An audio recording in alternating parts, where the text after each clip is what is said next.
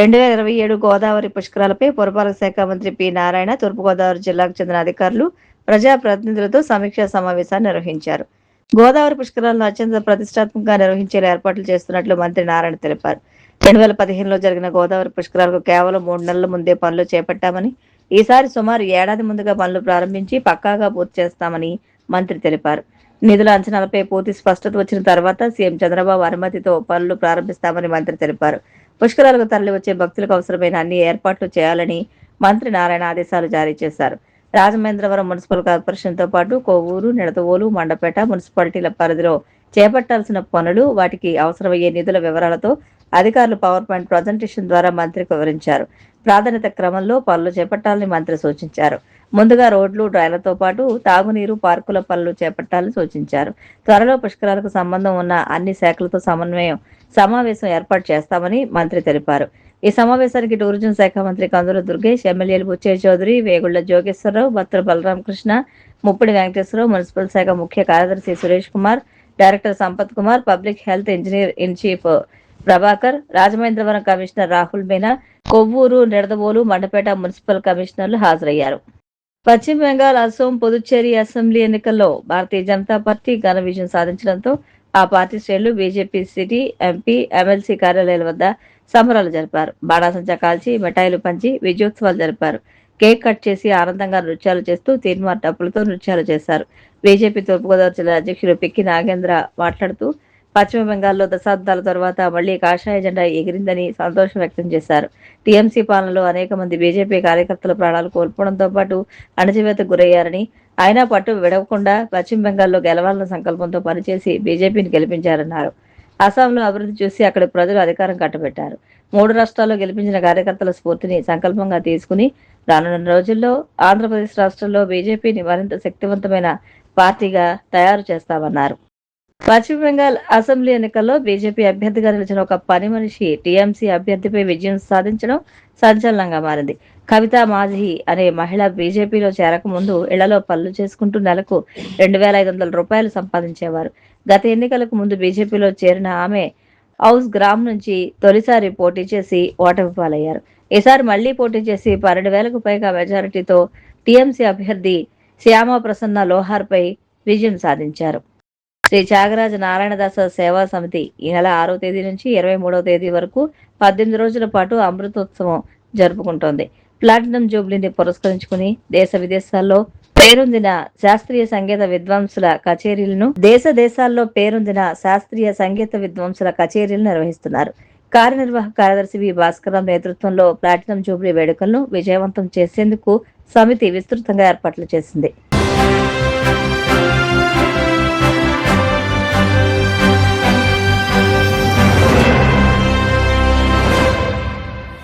నమస్కారం, మీరు చూస్తున్న సిసిసి డిజిటల్ 230 న్యూస్ బులెటిన్. ఈనాటి వార్తలకు ముందుగా ముఖ్యాంశాలు.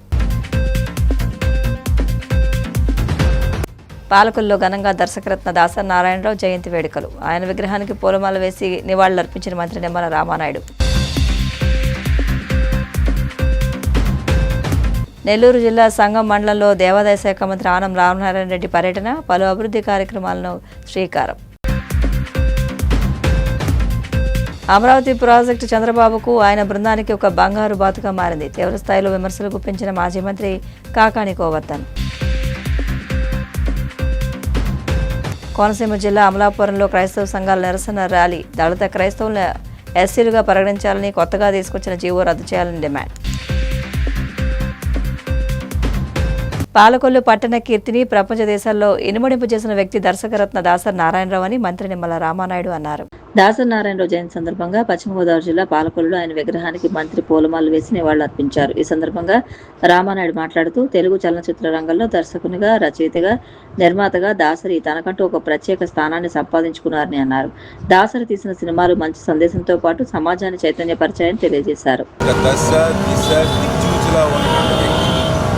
ఆయన ఒక ఆల్రౌండర్గా, ఒక దర్శకుడిగా, నిర్మాతగా, కథానాయకుడిగా, మాటల రచయితగా విభిన్నమైనటువంటి పాత్రలు తెరపైన మనందరికీ చూపించడమే కాదు, అది సమాజంలో కూడా ఏదైతే ఈ యొక్క సామాజిక పరమైనటువంటి రుగ్మతలు ఏవైతే ఉన్నాయో వాటిని రూపుమాపడానికి కానీ, సమాజంలో సామాజిక పరమైనటువంటి చైతన్యాన్ని కూడా కలిగించడానికి సినిమాను కూడా ఒక ఆయుధంగా తీసుకుని ఆయన తీసినటువంటి సినిమాలు కమర్షియల్ వాల్యూస్తో కాకుండా ఈ యొక్క మెసేజ్ సమాజానికి ఇవ్వాలనేటువంటి ఆలోచనతో ఆయన తీసినటువంటి సినిమాలు మన సమాజం మీద ఎంత ప్రభావం చూపాయో మనందరం కూడా ప్రత్యక్షంగా మనందరం కూడా చూసినటువంటి పరిస్థితి.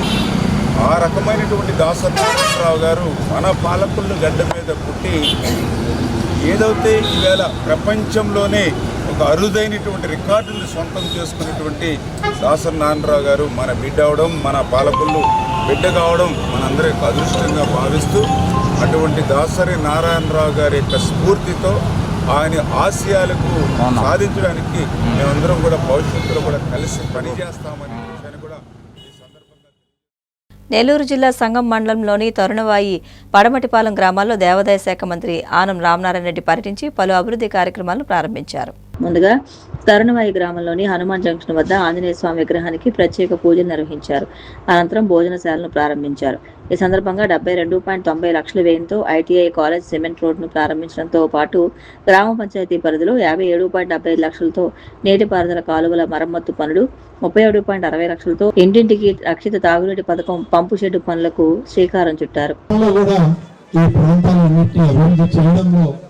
ఆనాడు మంత్రిగా శాసనసభ్యుడిగా ఆత్మకూరు నియోజకవర్గం నుంచి పెద్ద ఎత్తున పనులు చేశామనేటువంటి నమ్మకంతో విశ్వాసంతో 10 సంవత్సరాల తర్వాత మళ్ళీ మొన్న జరిగినటువంటి ఎమ్మెల్యే ఎన్నికల్లో ఆత్మకూరు నియోజకవర్గం నుంచి పోటీ చేస్తే నాకు మళ్ళీ విజయాన్ని ప్రసాదించి మీకు మరొక 5 సంవత్సరాల కాలం పనిచేసేటువంటి భాగ్యాన్ని నాకు అందించిన మీ అందరికి కూడా శిరస్సు నమస్కరిస్తూ, గతంలో ఏవైతే కార్యక్రమాలు మొదలు పెట్టామో ఆ కార్యక్రమాలు 10 సంవత్సరాల తర్వాత మళ్ళీ మీకు ఎమ్మెల్యేగా మంత్రిగా ఇక్కడికి వస్తే ఆ కార్యక్రమాలు అలాగే ఉన్నాయి. 10 సంవత్సరాల మధ్యకాలంలో వచ్చినటువంటి ఎమ్మెల్యేలు కానీ మంత్రులు కానీ ప్రభుత్వాలు కానీ వాటిని నెరవేర్చినటువంటి దాఖలాలు లేవు. 10 సంవత్సరాల తర్వాత ఇవాళ మళ్ళీ నేను మొదలు పెడితే ఆ పాతవి చేయాలి, ఇప్పుడు మా ముందు వచ్చిన కొత్త సమస్యలకి పరిష్కారం చూడాల్సిన అవసరం ఉంది. మీ అందరికీ గుర్తుంటే 2014 ఆనాడు ఉమ్మడి రాష్ట్రం విభజన జరిగింది. ఆ విభజన వద్దు, ఉమ్మడి రాష్ట్రంగానే ఉంచండి అని చెప్పి మనం పోరాడితే రాష్ట్రాన్ని విడగొట్టండి అని చెప్పి తెలంగాణ ప్రత్యేక తెలంగాణ కావాలని విడగొట్టడం అయిపోయింది.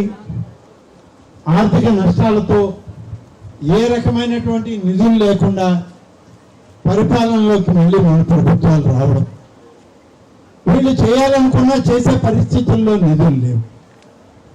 ఆ విధంగా 10 సంవత్సరాల కాలం 2 ప్రభుత్వాలు వచ్చాయి.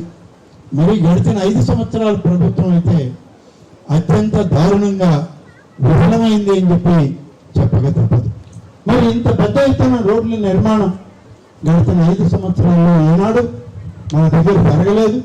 మీ గ్రామాల్లో రోడ్లు సౌకర్యం ఇచ్చినటువంటి పాపాన ఆ ప్రభుత్వాలు పోలేదు. ఈరోజు సంగం మండలంలో ఈ గ్రామంలోనే కాదు అన్ని మండలాలు గ్రామాల్లో కలిపి సిమెంట్ రోడ్లు మిగిలిపోయి మిగిలిపోయిన సిమెంట్ రోడ్లన్నీ వేయండి అని అడిగారు.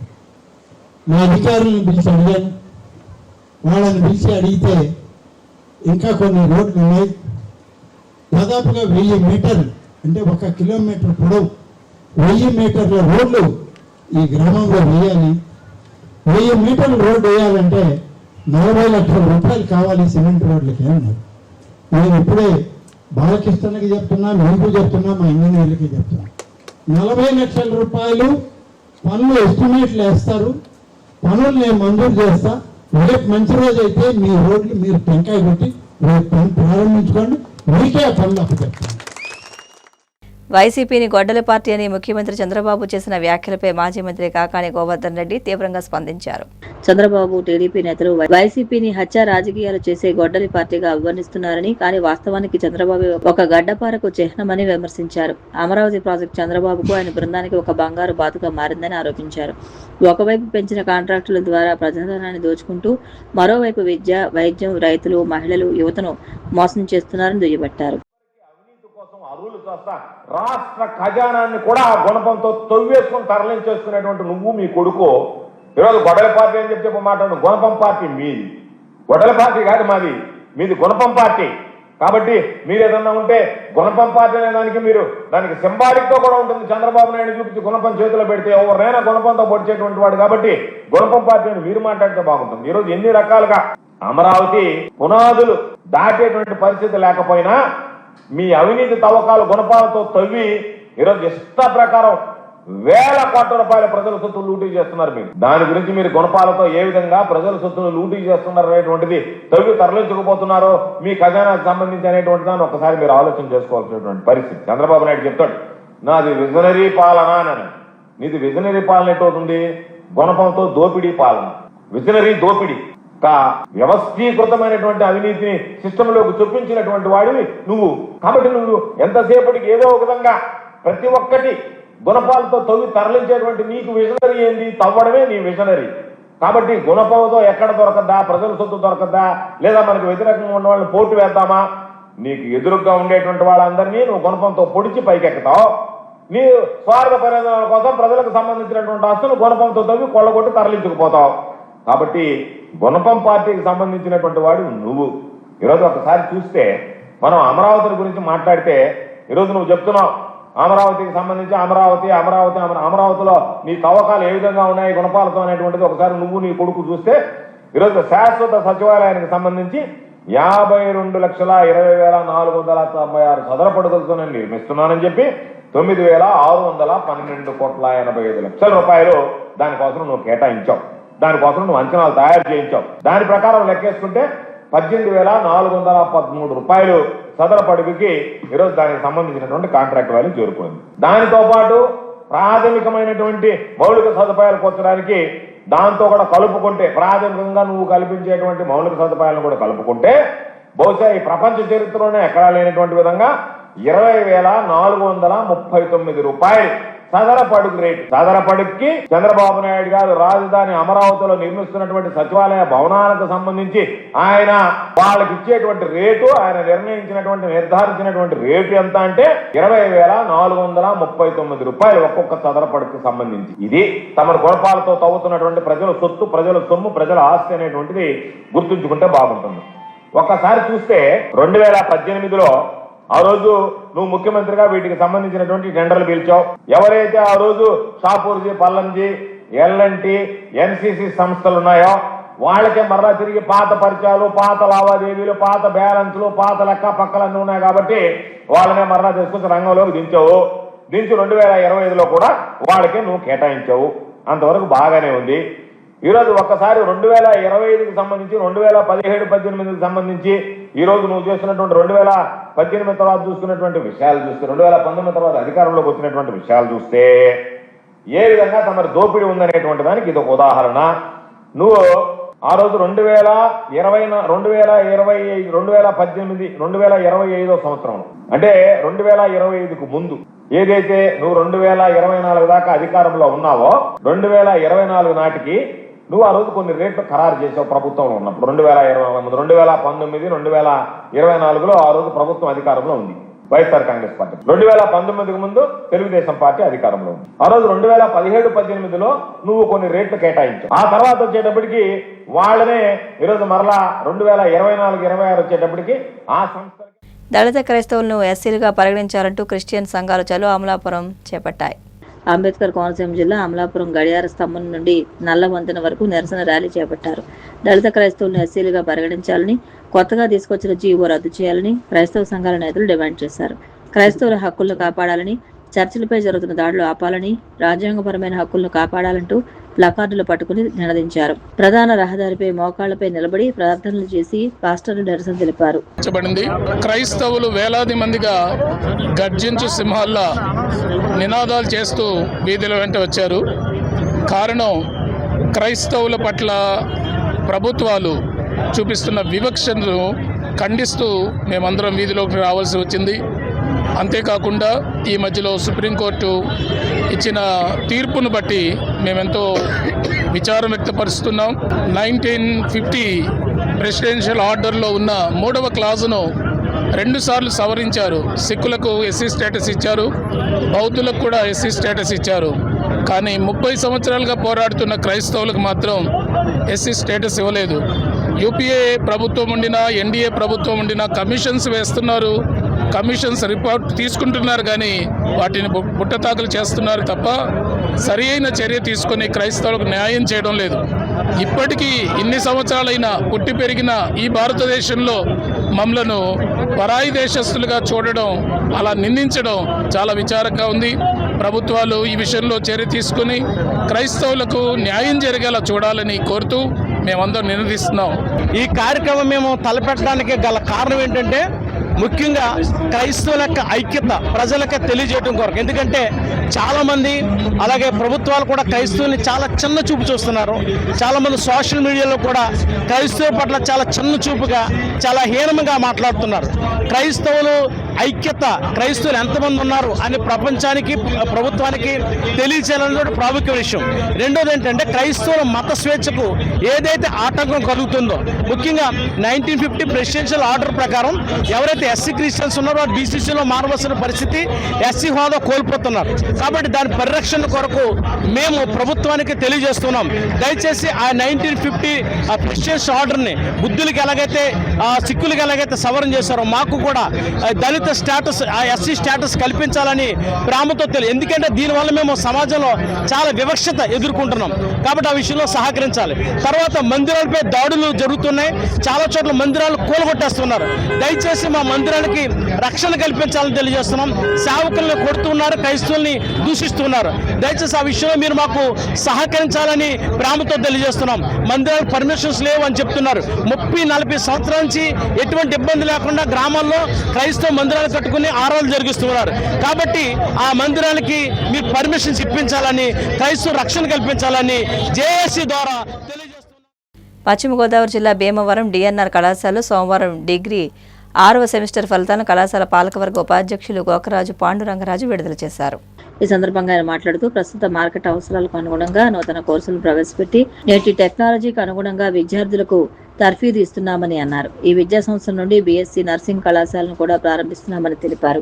ఉత్తీర్ణత సాధించిన విద్యార్థులను కళాశాల పాలకవర్గ అధ్యక్షులు Gokaraju Venkata Narasimharaju, secretary and correspondent Gadiraj Satyanarayanaraju అభినందించారు. కళాశాల ఇన్ఛార్జ్ ప్రిన్సిపల్ డాక్టర్ బి జ్యోతి మాట్లాడుతూ కొన్ని లక్షల మంది విద్యార్థులకు ఉపాధి అవకాశాలు పొందే విధంగా విద్యను అందించిన ఘనత దంతులూరి నారాయణరాజు కళాశాలకు ఉందన్నారు. కళాశాల పాలకవర్గ సభ్యులు పి రామకృష్ణరాజు మాట్లాడుతూ ప్రభుత్వ నిబంధనల ప్రకారం short term, long term internship, community service ప్రాజెక్టులను నిర్వహిస్తున్నామని తెలియజేస్తూ ఉత్తీర్ణత సాధించిన విద్యార్థులను అభినందించారు. ఈ సందర్భంగా మాట్లాడుతూ ప్రస్తుత మార్కెట్ అవసరాలకు అనుగుణంగా నూతన కోర్సులను ప్రవేశపెట్టి నేటి టెక్నాలజీని అనుగుణంగా విద్యార్థులను ట్రైనింగ్ ఇస్తున్నామని ఈ సందర్భంగా చెప్తున్నాం.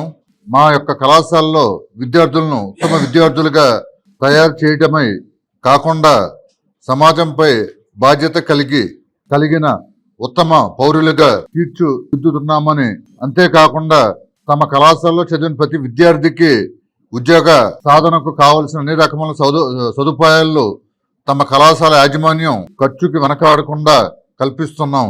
అదేవిధంగా ఈ విద్యా సంవత్సరం నుండి బీఎస్సీ నర్సింగ్ కళాశాలను ప్రారంభించడానికి అన్ని చర్యలు తీసుకుని అన్ని పర్మిషన్లకి అప్లై చేస్తున్నామని సందర్భంగా చెప్తున్నాం.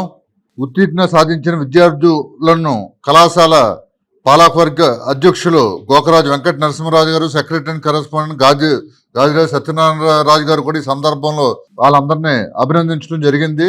ఈ సందర్భంగా మన కళాశాల ఇన్ఛార్జ్ ప్రిన్సిపల్ డాక్టర్ బి జ్యోతి గారు స్పెషల్ డ్రైవ్ కూడా మొన్న జనవరి నెలలో జరిపించడం జరిగింది. స్పెషల్ డ్రైవ్ అనేది మనం యూనివర్సిటీ ఆదికవి నన్నయ్య యూనివర్సిటీ వాళ్ళని స్పెషల్ గా పర్మిషన్ తీసుకుని 2004 నుంచి ఎవరైతే కొంతమంది స్టూడెంట్స్ సెమిస్టర్లో ఫెయిల్ అయిపోయి వాళ్ళ యొక్క డిగ్రీ కోల్పోయారో వాళ్ళందరికీ అవకాశం మళ్ళీ ఇంకోసారి అవకాశం ఇచ్చేలాగా 2004 నుంచి ఇప్పటి వరకు ఫెయిల్ అయిన స్టూడెంట్స్ అందరికీ స్పెషల్ డ్రైవ్ ఎగ్జామినేషన్ పెట్టి ఆ రిజల్ట్స్ కూడా 99% రిజల్ట్స్ రావటం నిజంగా చాలా ఆనందదాయకమైన విషయం అని ఈ సందర్భంగా మీకు చెప్తున్నాం.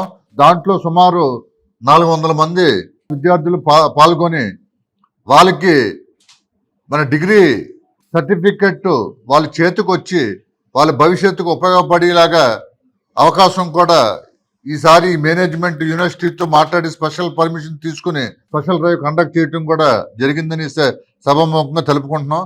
అంతేకాకుండా ఈ సంవత్సరం 6th సెమిస్టర్ రిజల్ట్స్ 100% ఉత్తీర్ణం రావటం నిజంగా ఈ కాలేజ్ చరిత్రలో ఇది ఒక మైలురాయి కిందే అనుకోవచ్చు అని ఈ సందర్భంగా కూడా చెప్తున్నాం. అన్ని సెమిస్టర్స్ లెక్కేసుకుంటే BCom computer 79%, BCom general 75%, BSc 78%, BA 75% ఉత్తీర్ణత సాధించామని ఈ సభాముఖంగా తెలుపుకుంటున్నాం.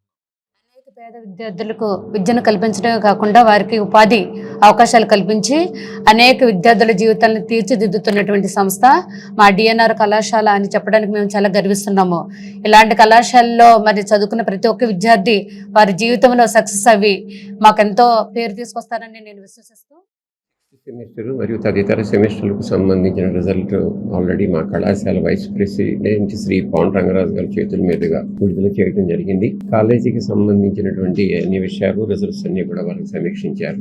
ముఖ్యంగా డిఎన్ఆర్ కళాశాలలో చదివినటువంటి విద్యార్థులు ఎవరైతే ఉన్నారో వారందరికీ కేవలం క్వాలిఫికేషన్కి సంబంధించినటువంటి సర్టిఫికేట్సే కాకుండా వారికి ఉపాధి కల్పించాలనే ఉద్దేశంతో ప్లేస్మెంట్స్ సంబంధించి స్పెషల్ డ్రైవ్స్ అనేకం కూడా మేము ఏర్పాటు చేయడం జరిగింది.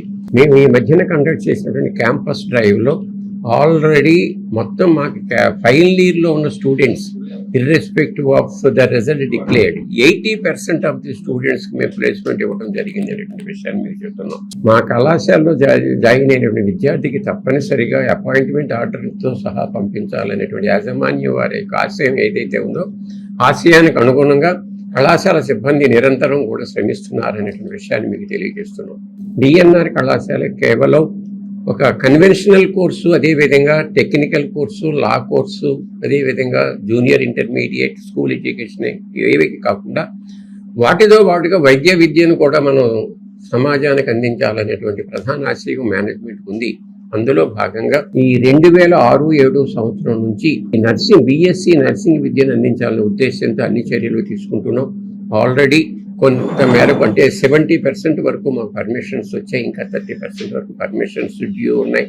అంచేత ఆ పర్మిషన్స్ కూడా వస్తాయనేటువంటి ఆలోచనతో ఉన్నాం. రావడానికి 100% కూడా అవకాశం ఉంది. అందుచేత 2006-07 సంవత్సరం నుంచి నర్సింగ్ కాలేజీకి సంబంధించి కూడా మేము ప్రవేశం కల్పించుకుంటాం. ఈ సందర్భంగా నేను తెలియజేస్తున్నది ఏమిటంటే గతంలో నర్సింగ్ విద్యకు సంబంధించి విద్యార్థులు నర్సింగ్ కామన్ ఎంట్రన్స్ టెస్ట్ రాశారు. కానీ ఈ సంవత్సరం నుంచి దాన్ని నీట్ ఎగ్జామినేషన్ మార్చారు. అంచేత ఈ సంవత్సరం ఎవరైతే నీట్ ఎగ్జామినేషన్స్ రాశారో వాళ్ళలో ఎవరికైతే మనకి ఈ ఎంబీబీఎస్ వాటిలో సీట్లు రాలేదో అట్లాంటి వాళ్ళు ఈ బీఎస్సీ నర్సింగ్లో జాయిన్ అవ్వచ్చు అనేటువంటి విషయాన్ని నేను ఈ పత్రికా ముఖ్యంగా మీకు తెలియజేస్తాను. పశ్చిమ గోదావరి జిల్లా మరియు మన రాష్ట్రంలో ప్రధానమైన విద్యా సంస్థ మన డిఎన్ఆర్ కళాశాల. ఈ రిజల్ట్లో మన 6th సెమిస్టర్లో 100% ఉత్తీర్ణత, అన్ని సెమిస్టర్లు కలిపి మా విద్యార్థులు మొత్తం 416 మంది అటెండ్ అయితే 323 మంది అంటే ఇంచుమించు 78% ఉత్తీర్ణత సాధించడం చాలా సంతోషకరమైన విషయం.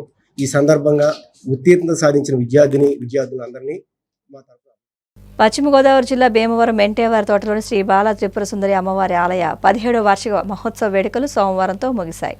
ఆలయ అభివృద్ధి కమిటీ పర్యవేక్షణలో పురోహితులు కాశీపట్ల మణికంఠ సర్వ బ్రహ్మత్వంలో గ్రంథి చిన్నతాతారావు దంపతులచే అమ్మవారికి ప్రత్యేక పూజలు నిర్వహించారు. ముందుగా అమ్మవారి కలశముల ఊరేగింపు, మహాకుంభాభిషేకం, మహానివేదన కార్యక్రమాలు నిర్వహించారు. భక్తులు అమ్మవారికి వెండి పీఠానికి సమర్పించిన సుమారు 7 కేజీల వెండితో తయారు చేసిన వెండి పీఠాన్ని అమ్మవారికి అలంకరణ చేశారు. గ్రంథి రవితేజ, స్థానిక ప్రముఖులు అధిక సంఖ్యలో భక్తులు అమ్మవారిని దర్శించుకున్నారు.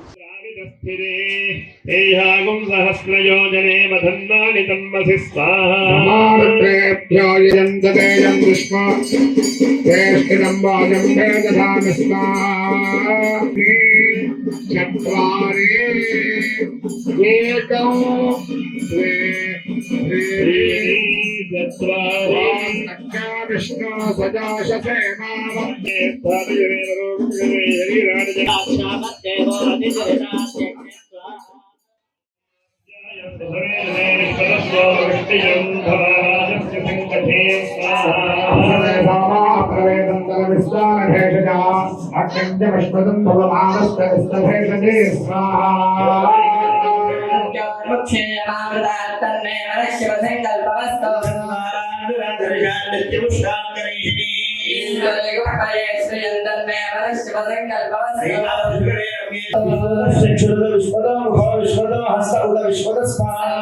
కష్టతరమైనది. ఇక్కడ ఈ గుళ్ళోకి నేను ఎప్పుడూ రాలేదు. మాది గోదావరి మండల కోనసీమ ఏరియా. మణికంఠ గారి భార్య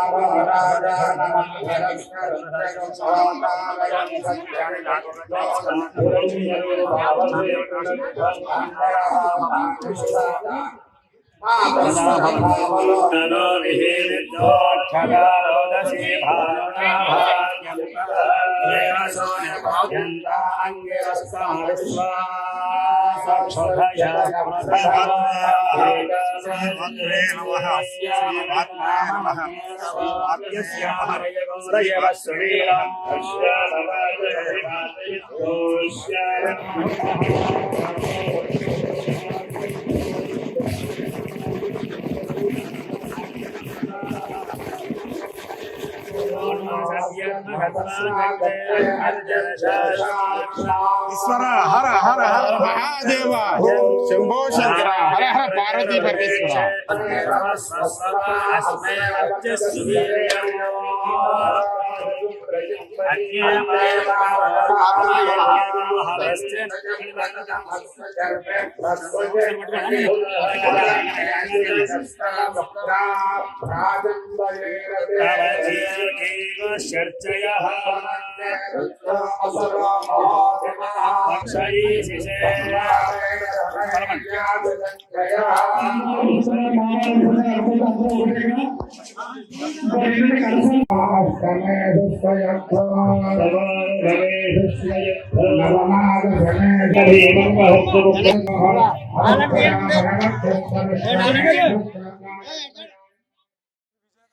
శ్రీ చక్ర సహిత బాలాతు సమవర ఆలయంలో ఆలయ అభివృద్ధి కమిటీ వారి ఆధ్వర్యంలో దాతలు భక్తుల సహాయ సహకారంతో ప్రధాన దాతగా గ్రంథి చింతాతారావు గారు జననీ పార్వతి గారి దంపతులచే పురోహితులు కాశీభట్ల మణికంఠ శర్మ గారి బ్రహ్మత్వంలో వేద పండితుల ఆధ్వర్యంలో శాస్త్రోక్తంగా వేదోక్తంగా అమ్మవారికి 3 రోజుల నుంచి విశేషమైన అర్చనా కార్యక్రమాలు.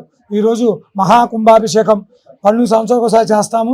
అలాంటిది 17వ సంవత్సరం మొట్టమొదటిసారిగా ఆలయం నిర్మించిన తర్వాత ఆలయ కమిటీ వారి ఆధ్వర్యంలో సంకల్పంతో గంధి చింతాతారావు గారి దంపతులు వారు సౌజన్యంతో వారి చేతుల మీదుగా మరి అమ్మవారికి నిన్నటి నుంచి విశేష అర్చనలు, అలాగే ఈరోజు అమ్మవారికి అభిషేకము, కుంభాభిషేకము, 1008 బూరులతో అమ్మవారికి శిఖరానికి అభిషేకము, అలాగే ఇత్యాది అలాగే కార్యక్రమాలు జరుగుతున్నాయి.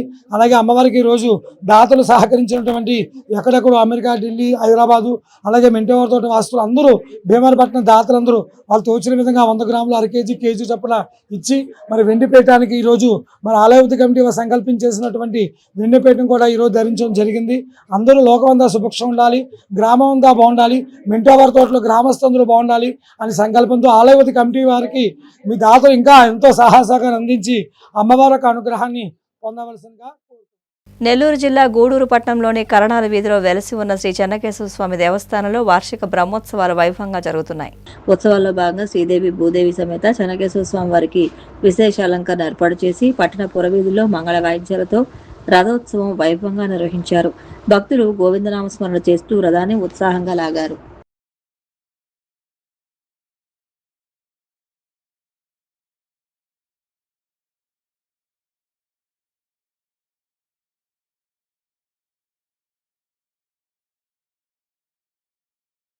వార్తలు ముగించే ముందు ముఖ్యాంశాలు మరొకసారి.